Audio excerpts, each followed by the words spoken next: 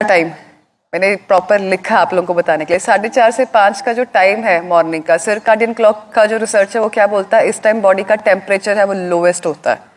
ठीक है, अब ऐसे में अगर आप एसी में सोएंगे तो आपको upper respiratory tract infection, sinus जैसी प्रॉब्लम, ठीक है, कोल्ड, कफ, रिनाइटिस, ये होने के चांसेस सबसे ज्यादा है। ये जो चीजें हम बता रहे हैं ना, एक बार 1 महीने के लिए करके देखो सारे। ठीक है, तो जो 4:30 से 5 का टाइम है, इस टाइम में अगर आप घर में एसी लगा रहे हो या आप तेज फैन में सो रहे हो तो बंद कर दो, बंद करके सो के देखो। ठीक है, 6 बजे का टाइम है, जो 6 AM का मॉर्निंग का टाइम है, वो आपका जो कॉर्टिसोल हार्मोन है, जो कि स्ट्रेस इंड्यूसिंग हार्मोन है, वो हाईएस्ट होता है। ऐसे में अगर आप बॉडी को रिलैक्स करने वाला कुछ भी एक्टिविटी करते हैं, जैसे कि मेडिटेशन हो गया, योगा हो गया, वो बॉडी को सबसे ज्यादा फायदा देती है। नेक्स्ट चलते हैं 7 से 9 बजे। 7 to 9 AM का टाइम जो है आपका जो वाइटल फोर्स है आपके स्टमक में होती है, पेट में।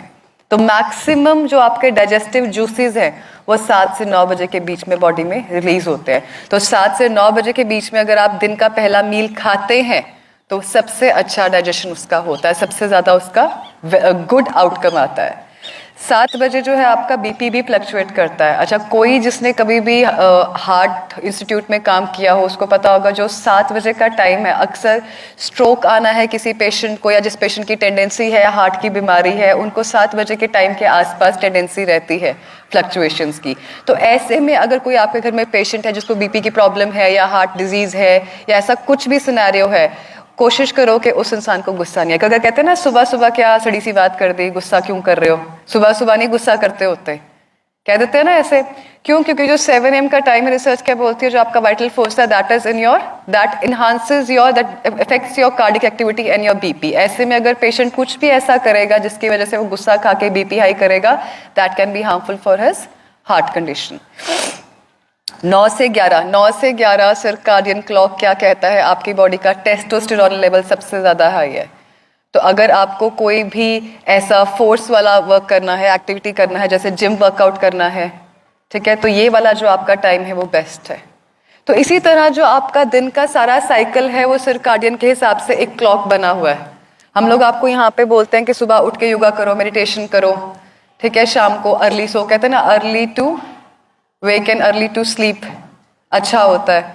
तो ये पैटर्न्स क्यों बने हैं? ये आपकी बॉडी के छोटी छोटी चीज़ों को सिंक्रोनाइज्ड करने के लिए। देखो, ह्यूमन बॉडी ना एक मशीनरी की तरह काम करती है। हर मशीनरी के सेटअप और डिफॉल्ट सेटिंग अलग अलग है। हम लोग यहाँ पे हर वो चीज़ कोशिश करते हैं।